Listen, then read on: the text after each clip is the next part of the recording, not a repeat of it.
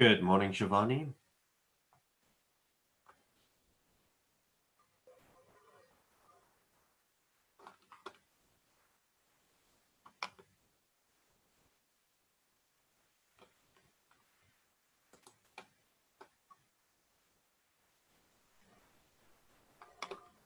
Good morning, Shivani. How are you doing? Well, thanks. How are you, Warwick? I'm great, Shivani. Shivani, is it just going to be you today, or is Alfred and I think it's Kuda or Kemi joining? I know normally Alfred and Kuda do join as part of the participants, so I don't know if they're on board, but I'm conducting the lecture itself. Okay, great. At any stage, if they need to add anything, I'll ask them, but it's predominantly me, I think, who's conducting the lecture. All right, great. Shivani, just so that you are aware, we already have 14 students. Mhm. Unfortunately, we're having a bit of an issue streaming live to YouTube. Got a Mhm. little bit tongue tied there. So what we're doing is we are uploading the session at a later stage. So as Sure. soon as that it's ready, I'll put it onto ECR for you and I'll notify you that it's up. Perfect. Thank And you. then if you can just let everyone know that the recording is there. All right, Shivani, I'm going to stop sharing my screen now. I'm going to hand over to you. And then um, I'm sure Alfred and Kuda will join us when they get the chance. Sure. Thank All you. right. Thanks, Shivani. Thanks.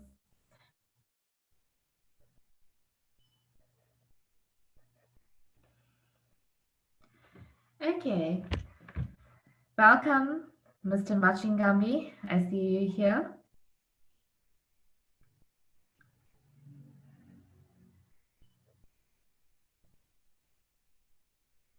Mr. Mamutse, are you joining us? Are you on board? Okay, perhaps you're going to join us at a later stage. So I think I'm just going to get going.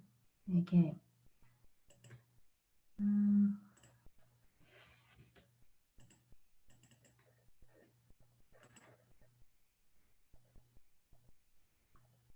Okay, a very, very good morning to all our TNT 201 students who are watching and those who are participating in the session, as well as to those who will watch at a later stage. Just to let you know, the version of this live session will be available at a later stage on our module page, and the details of which are to follow. So please look out for that and pass on the message to your friends and colleagues who could be part of this live session. But for those of you who are part of this live session, thank you for joining us.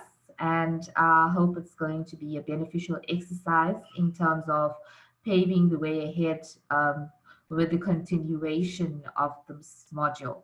So just to put us in terms of where we are at and keep us all in this loop. Last week, at our live session, we basically covered looking at the revised assessments for the module. We unpacked where we are with assessments. And as you all know, the assessment that is impending and is going to be taking place next week is your online class tests. Before we move on to Unit 4, which is programmed for this session, I just want to spend briefly a few minutes, um, putting you in the picture in terms of revising exactly what it is that will be covered in the online test. The online test will feature units 1, 2, and 3. You need to comprehensively study those and not just the PowerPoints, but the relevant chapters in your prescribed textbook. And those are aligned to the various units, and the relevant chapters, the chapter and page numbers are all indicated at the beginning of each PowerPoint that we have covered previously. You will also find that in preparation for this, just I had said this previously, but I'm going to say it at this session, and I will send out a reminder as well to inform you in terms of students who are asking for further guidelines. All I can say about the test is it's an assortment of questions, MCQs, short questions, true and false matching. So it's just not one kind of question. It is based on, as I said, those 3 units. The test will open at 8 a.m. basically on the 5th of June, and it will remain open till 8 a.m. on the 6th of June. So you have basically a 24-hour period in which to undertake the test, right? You can take it at any time in that 24-hour period, but once you start or commence, you're basically going to have 1 hour in which to complete that test.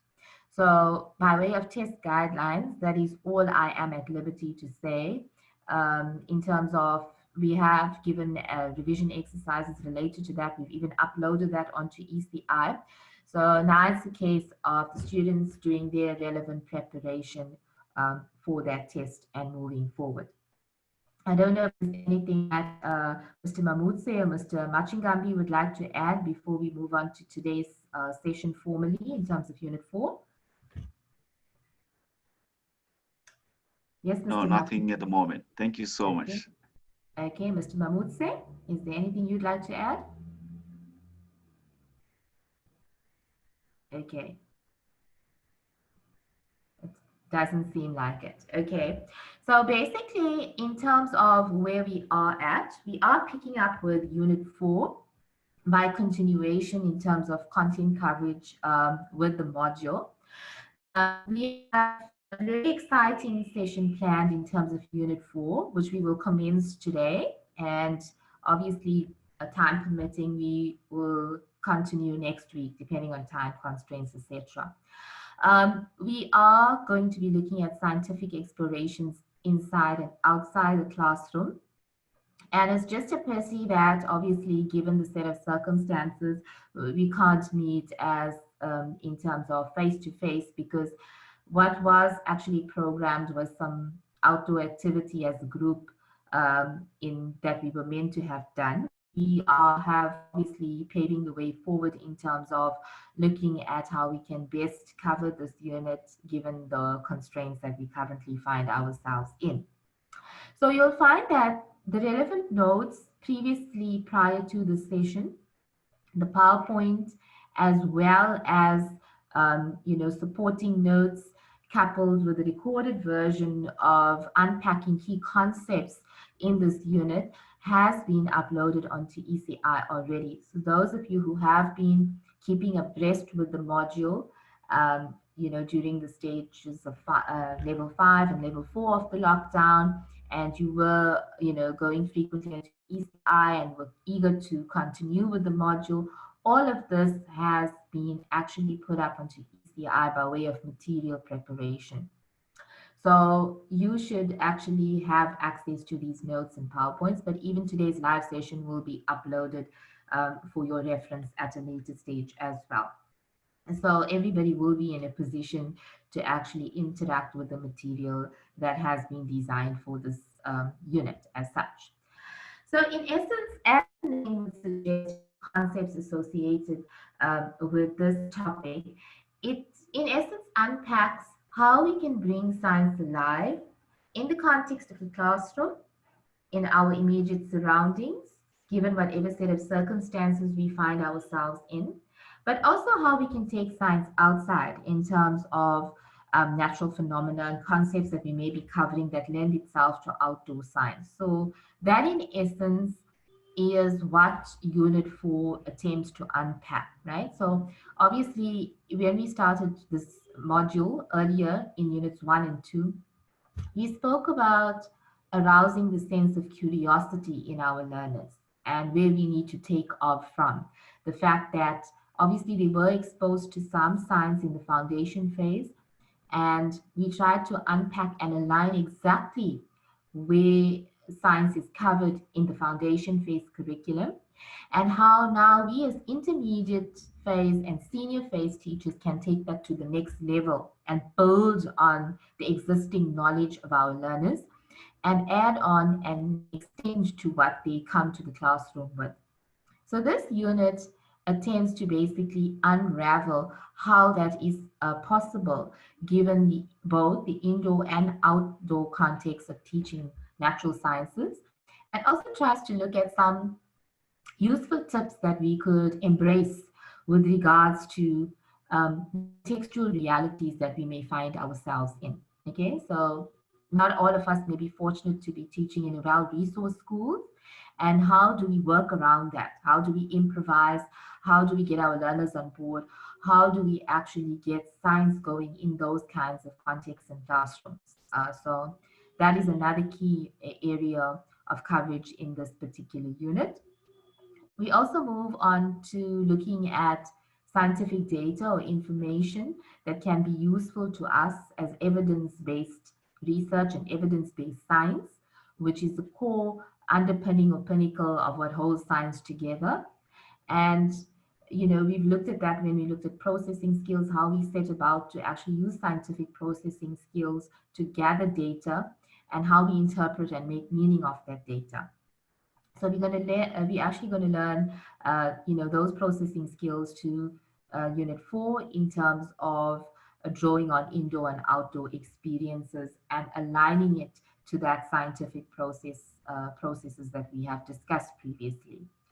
We also were meant to actually look at field trips and outdoor scientific experiments. And as I said at the beginning of the session, we originally had planned a field trip kind of exercise for you to do as part of our class tasks. And obviously that had to be defined in line with the conditions that we presently find ourselves. We were hence requested to go back and tweak certain assessment tasks and therefore the revised version. So we do have activities lending themselves to this area, but not to the extent that we had hoped we would have done prior to the lockdown.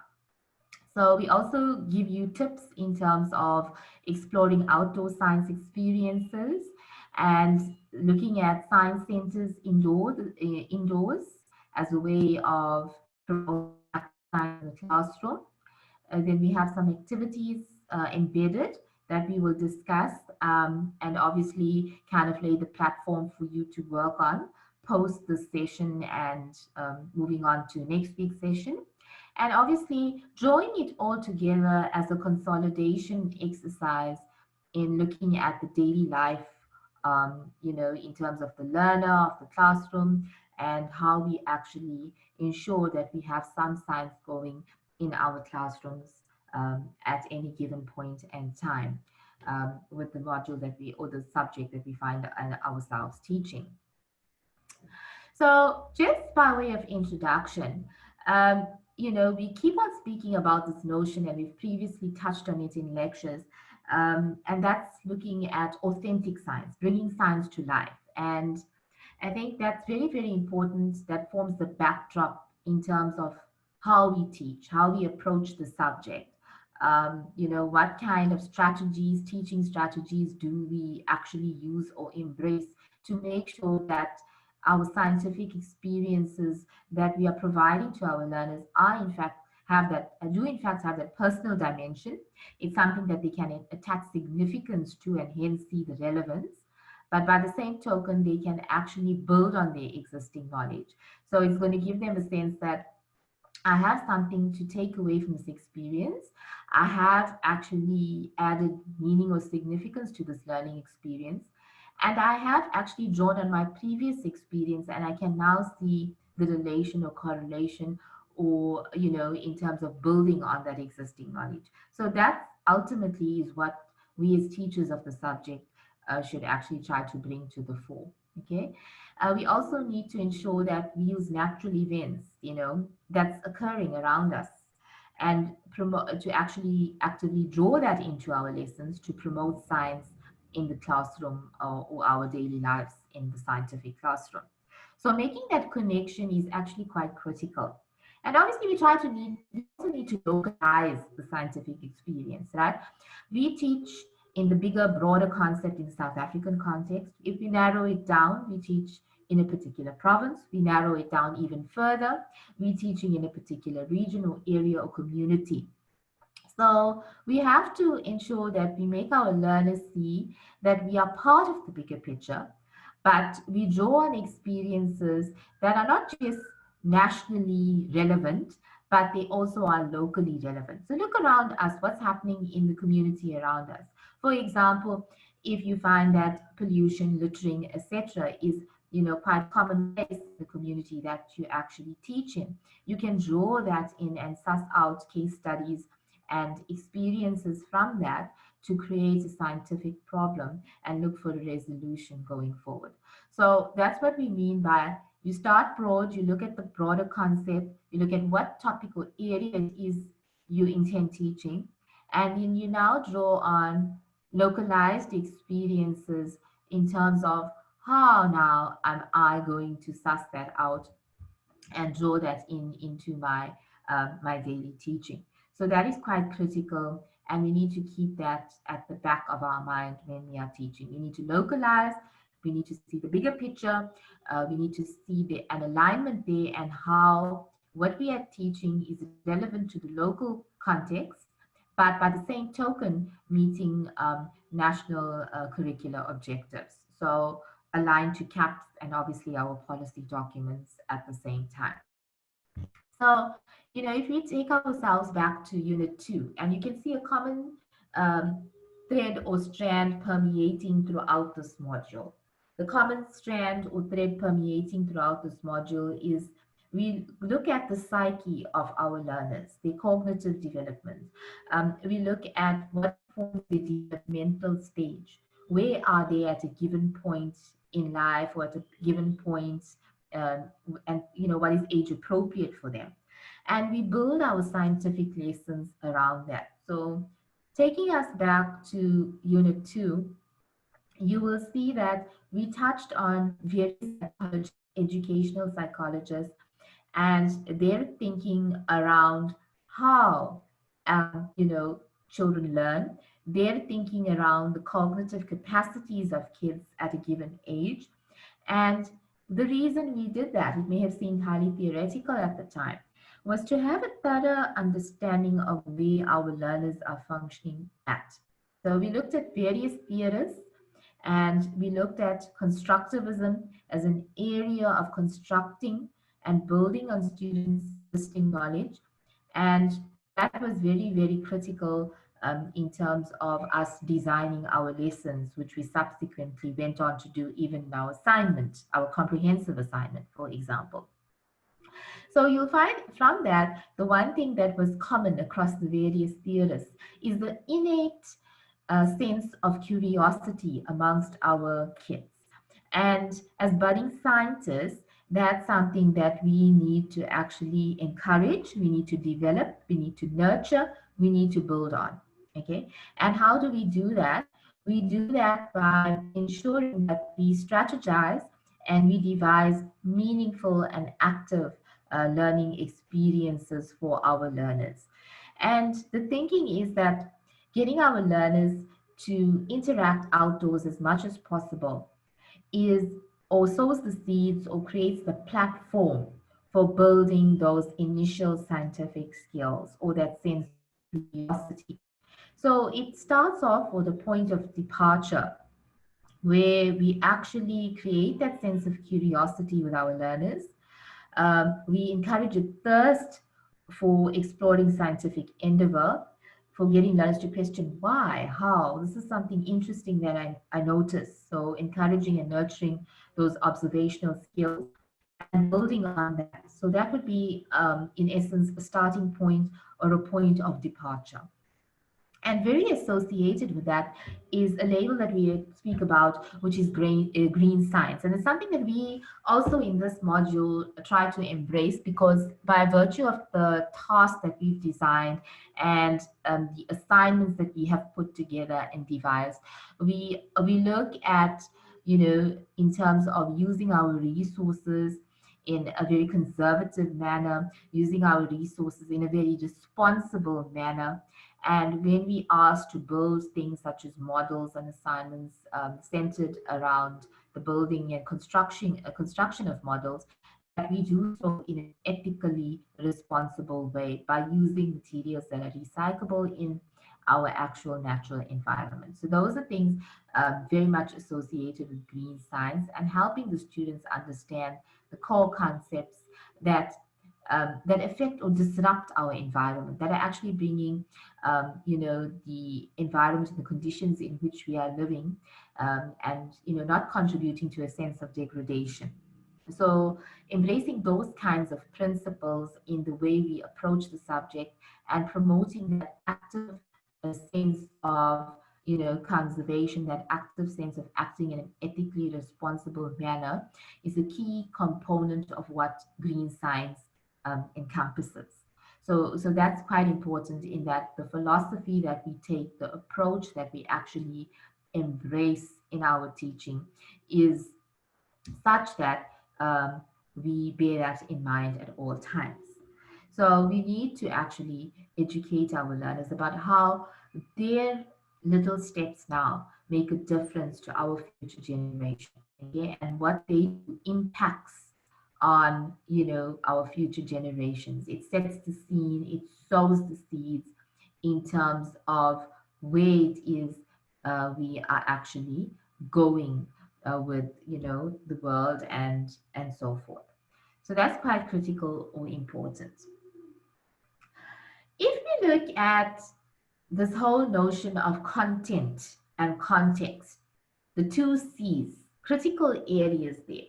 If we unpack each of those terms, okay, we look at the term content, quite straightforward. That's related to what we teach. The essence, if we relate it and align it to CAPS, it's very much related to our learning strands, our topics within our life and living, within our the planet Earth and beyond, and so forth. So if we're looking at within those various learning strands, we have a vast kaleidoscope of topics which we select depending on the grade that we are teaching and depending on the outcomes that are stipulated for that particular grade, right? So that defines the content selection. It's quite clearly spelled out in the CAPS document. Depending on which grade we teach, what are the key topics or concepts that we need to cover in each of those learning strands in a given term. And it is very clear or apparent by way of what it is we teach our learners. So the content then relates to what it is that we are teaching. The context is something that rests alongside and very much becomes intertwined or embedded in the content. The context is the situation, the circumstances that we find ourselves teaching in, the backdrop against which learners actually function, the kind of background that learners come from, the kind of communities that they reside in. And why do we as educators need to have a firm understanding of that? The answer is quite simple. It's that all of those factors are actually going to exert a pervasive influence on how our learners approach the subject, how they actually interpret key concepts associated with the topic that we are teaching, how they internalize what we are teaching. And if you go back to constructivist notions, how they're going to draw on those previous experiences to add meaning to the new content. And obviously, we spoke about this whole notion earlier in the module pertaining to misconceptions and faulty understandings in science. And we said that we have, as educators, we have to be very, very vigilant about how we treat incorrect answers in science, how we actually respond to them as educators, that we don't stifle the spirit of the learners by simply saying wrong, incorrect, but rather than look at those explanations of the so-called misconceptions and use that as a springboard to understand where the learners are coming from. What contributed to that misconception? Was there some faulty understanding in the past that actually lay the foundation for them to interpret what it is we are trying to get across in the way that the learners are perceiving it? So that is why the context is very, very important. If we have a firm sense of why our learners interpreting what is being explained in a particular manner, it will help us strategize and actually put the relevant mechanisms in place to remediate that. to address that, to rectify that, right? So the context always needs to be borne in mind for that reason, but also for the fact, as I alluded to earlier, that when we are designing our lessons and when we are actually kind of constructing our lesson plans and paving the way for progression in our lessons, we're also going to have to consider things like what resources are available. Are limited resources available? Do I have no constraint to the availability of resources so I can go to town in terms of my expectations of my learners and what is doable, what is realistic, what they can actually cope with, what can they actually meet the desired outcomes, given the factors that they are confronted with. So it becomes very essential to look at the context in the sense that it kind of defines or sets the parameters with regards to designing lessons and assessment tasks, and ensures that the idea is to ensure that all students experience success, that we bring them all on board, maybe to differing levels. I'm not saying everybody has the same abilities or aptitude, but that we give them all a fair chance or opportunity of achieving success, considering the contextual realities within which we find ourselves, right? So that's why context then becomes very critical in considering content. They actually exist, as I said, alongside. In very many ways, they influence one another, and we have to consider that at every stage of our lesson planning. So it's very important. And as I've alluded to, in order to do that, we need to draw on a variety of activities. So, typically our lesson plan caters for what the bulk of our lesson is going to cover and is informed by the CAPS document that we are referring to, the relevant page numbers, and it is informed by, the kinds of situations that we find ourselves in. And it's also going to be influenced by the culture and home backgrounds of our learners in terms of the examples that we draw on. If we want learners to attach meaning to what it is we are teaching, it has to hold meaning for the learners. And by us drawing on abstract concepts which the learners cannot relate to, it actually becomes a problem for them in terms of achieving success or optimal understanding. So it is important to draw those kinds of things into the examples that we actually use in our classroom context. I spoke about the whole notion about helping students to see the larger or the bigger picture. So we are part of a school community, we are part of a localized community, but more than that, we are active citizens and part of a country, and we also act globally, right? So whatever decisions that we make needs to factor that in. Whatever we are teaching needs to always embrace that we are part of a whole kind of approach, so that students are able to make the meaningful links.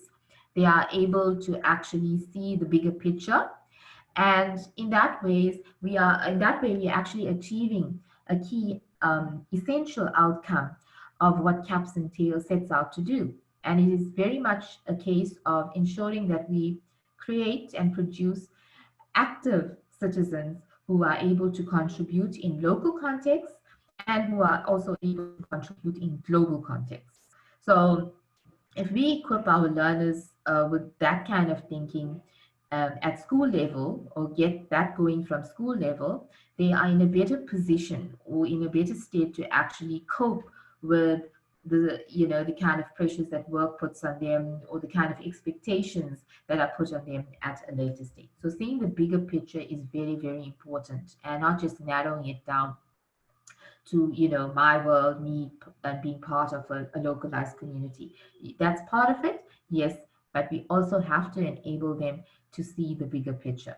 That is really very important in terms of paving the way forward. You Sorry, will find, Shivani. yes. Sorry, I don't mean to interrupt you, but we have two questions currently. Can I ask them now, or would you like me to hold them off towards the It end? would depend it's related to what I'm discussing, I'll take it now. If it's related to something general of the course, I'll take it at the end. It's about the test. Both of them are about the tests. Okay, I've reserved aside, a few minutes at the end of the session, and we will take those questions there. Okay, great. I'll wait till I hear from you for that. Context and what I'm discussing, I'll take it now. But no, they're both about the test. I'll hold off till then. Okay, perfect. Okay. Thank you. Okay, so you will find that, you got to make students see the bigger picture.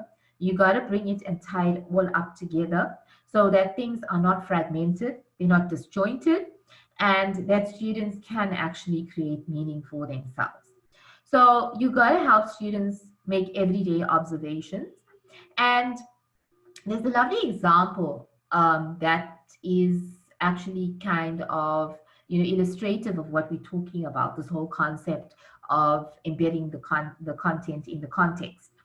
And you will see that the teacher there makes a beautiful designs a beautiful activity related to everyday observations, a skill that we sometimes take for granted. But, from a module perspective, it is one of the important scientific processing skills, which we need to exploit in our learners to the maximum. So, because it is something that ensures that we draw their attention to detail, right? And we need to encourage that at a very, very early age. And if you peruse through, in your own time and at your own leisure, and read through that particular activity, which is very nicely illustrated, it gives an example of a teacher there who is actually looking at studying the street trees, etc. So there it is localized in that particular street, in a particular community, in a particular context. But in so doing, that teacher also makes the learner see the bigger picture and draws that as a starting point in terms of how to build on the importance of trees, the significance of trees, and moving on as that being a learning strand in life and living. And from there, you can actually branch off into a whole host of topics related to the parts and structure of plants, and moving on to significance of trees and so forth. So there's a beautiful example there that is given related to what I'm talking about, and giving kind of an illustrative example of embedding the content in the context. And that's something that's a skill that we as teachers of science need to actually make sure that we embed in our own teaching as well, so that our students can, in essence, draw on and suss out what new content is being taught and relate it to their existing ideas and contexts. I think I'm going to leave it at that point for now and take questions, because I think there are some questions that came up. Obviously, the questions can be centered around what we've discussed thus far, or they can be related to questions in general to the module. So I did advocate a few minutes for that. So I'd rather use this last few minutes of the session to do that. And the continuity of Unit 4, we will broach in our next session. Okay, so questions? Any questions? We'll take questions now. So our team, Mr. Mamutse and Mr. Machingambi, can also feel free to address any of the questions that are forthcoming. Yeah. So Mr. Van Hagen, if you have those questions, we're happy to take them now.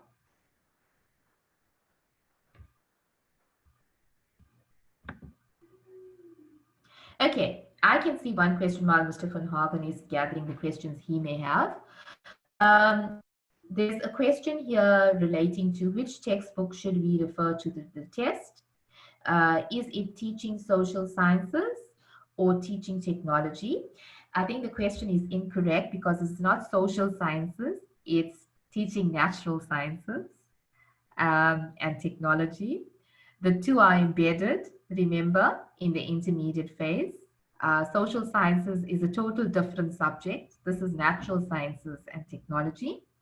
And the textbook that we are talking about is Scientific Stories, Teaching Sciences. It is actually the whole details of the textbook it occurs at the beginning of the study letter and the sections. It also occurs at the end of every PowerPoint together with the relevant chapter that we are talking about. So it's the textbook by Coach, Koch, and it is the Janet Coach, and it is related to the teaching of scientific scientific stories. So that's the prescribed textbook for this module, and that's the textbook that you will need to work with in conjunction with the notes, summaries, activities, PowerPoints, and everything pertaining to units 1, 2, and 3 in preparation for the test. I hope that addresses that question. Mr. Van Hagen, are you ready with the other questions you may have?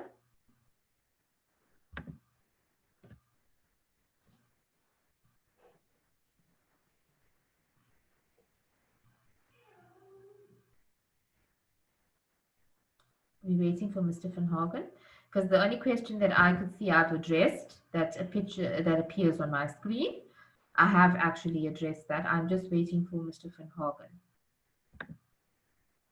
I'm here.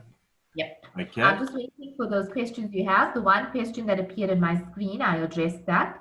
I'm just wondering if you have any additional questions. Did you do the question about which textbook to be used? Yes. Yes. Okay. Then we've got one from Siobhan Collins. Good morning, Dr. Maharaj. Regarding the online test 1, are we able to get access to past TNT papers as we do not have access to the campus resource center currently? Okay, when it actually comes to past year papers, I would strongly advise against that, simply because, for one, the textbook for this module has changed. So past year papers and the structuring of questions aren't going to help you. As a result, I had put together a comprehensive set of questions which you were meant to tackle as part of your revision exercise for the test. And that has been actually uploaded onto ECI some time ago. If you would refer to those, that will assist you in terms of exposing you to the kinds of questions that you can expect in the test. Also, I just want to alert you to the fact that in terms of maybe, I don't know if you joined in a little late, you just came in now. I did also speak about at the beginning of the session the kinds of questions that you can expect. So I did say it's an assortment or a mix of questions ranging from MCQs, a bit of matching true false, and some short answer type questions. The test is basically 40 marks, and you in essence have an hour to complete it. It will remain open for 24 hours at 8 a.m. on the 5th of June and close at 8 a.m. on the 6th of June. You can take it at any time in that 24-hour duration, but from the point at which you start, you're given 1 hour to do it in. So as I'm saying, if you're looking for revision questions and revision exercises, those have already been posted up on ECI, and that will expose you to some sort of preparation. I wouldn't suggest past year papers, as I'm saying, simply because the textbook is brand new, and one of the textbooks is actually being used for the first time in this module. So obviously aligning questions and the nature of questions and that kind of thing, your past year papers will not help you. Also, the format of the past year papers was typically a written kind of test, and this is going to be more an online kind of test. So I would say, please work predominantly with the revision exercises if you're looking for a practice run, or if you're looking for suitability in terms of revision type of questions for the test. That should be more than sufficient. Coupled with, of course, there's no substitute for comprehensively looking at all 3 units. The revision exercises should nearly be attempted after you have thoroughly studied all 3 units. I hope that addresses your question. I think it does. That's the last of the questions from what I can see. Yes.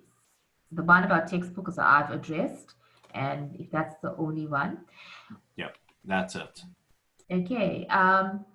Thank you, people, for joining us. I look forward to next week's session, where we're actually going to move on with the continuity unit 4. I just want to use this opportunity to wish you everything of the best in your preparation for next week's test. Just to remind you that please ensure, remember the PowerPoints, I've reiterated this before, is a skeletal overview of a particular topic or unit. It's simply impossible to capture everything pertaining to that particular topic in a PowerPoint. So there is no substitute for engaging with your prescribed textbook. And you have to do so with regards to preparation for the test, okay? So you have to work, yes, with your own individual notes, notes that have been uploaded onto ECI, PowerPoints that have been uploaded onto ECI, in conjunction with the prescribed textbook, and of course the CAPS document, because Unit 1 is predominantly based on the CAPS document.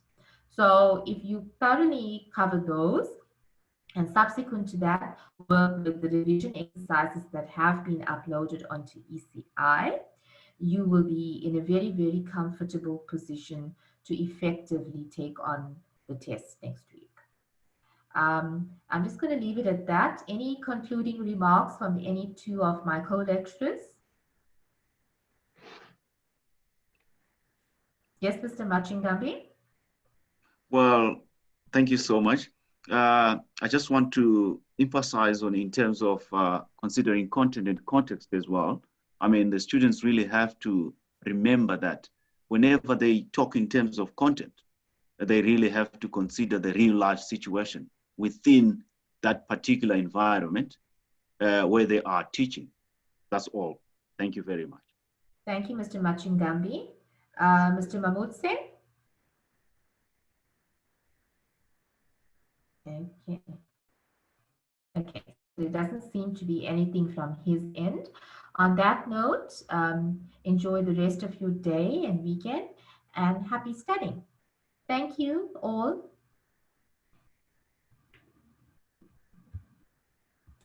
Thank you, Shivani. Thanks, Alfred. Thanks, Kuda. I'll wrap it up from here. Enjoy the rest of your day. Thank you. You too.